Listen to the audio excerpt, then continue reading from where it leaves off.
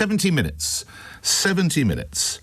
Daddy Cool went over to do a deal in Davos. During a wide-ranging speech that went off script, had digs at European leaders, here is the biggest newsline concerning Greenland.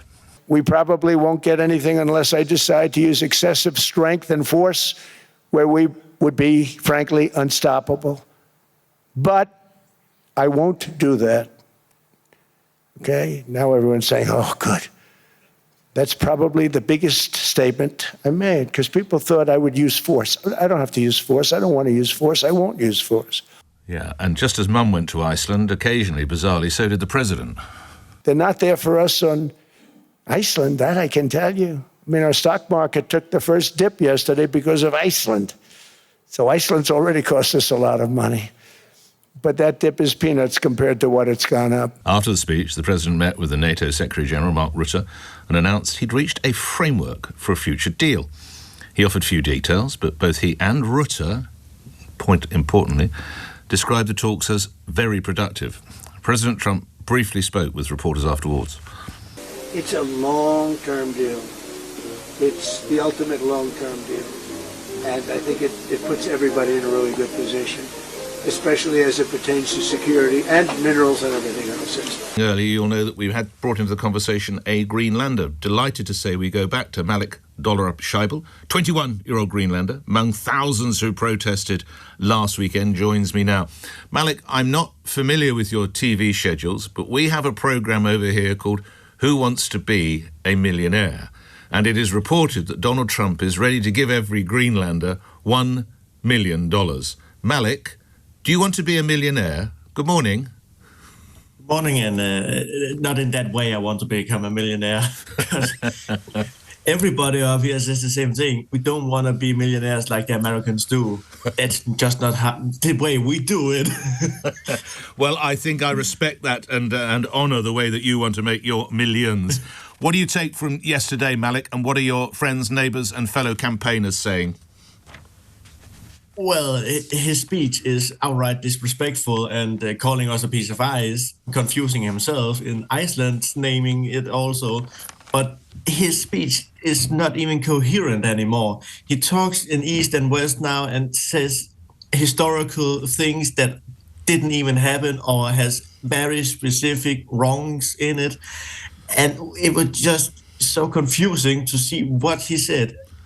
But the thing is, he said not to use force. Do we believe it? Not so much. Oh, right. He could still use it at any point.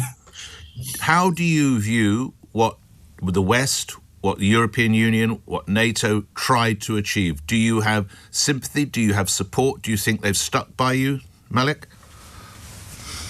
Well, the European nations has stuck by us in a big way, doing planning to use the tariff bazooka so that they could do a response to Trump. But him kind of canceling the tariffs on the 1st of February is a big thing that actually made a lot of us go in a little bit more of an easy day. So we didn't get so tense, but yesterday we got the news that we need to prepare for 5 days in case of a crisis up here. Right. So that kind of made it a little bit uneasy to know what do we hope. Well, it's and funny what you do would we expect. Funny you would say that's gosh. Those are exact questions I was about to ask, Malik. What do you hope will happen next? What do you want to happen next? Two different questions there, Malik. Yeah. Well, I hope for everything that nothing happens to Greenland in any sense, that we can just move on with the dialogue and have some respect in a conversation about what we can help and what we cannot help with. That's the only thing we ask. That's Yep. That's without a discussion. Just, we don't want to be Americans. That shouldn't be a discussion.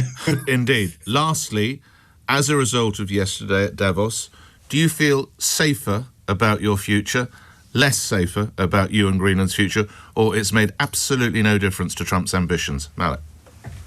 Well, it made me a little bit feeling a little bit safer about him wanting Greenland after he also made the very weird talk about a deal that nobody up here or even the governments of Denmark and Greenland has any idea what entails. But it makes us very uneasy that he just talks blatantly about anything that comes to his mind. So we actually seem to be in the same spot. Good speaking with you. Good luck with your studies. Thank you for taking time to come on the radio. Malik Dollerup-Scheibel is a Greenlander, and he's saying thanks but no thanks to $1 million.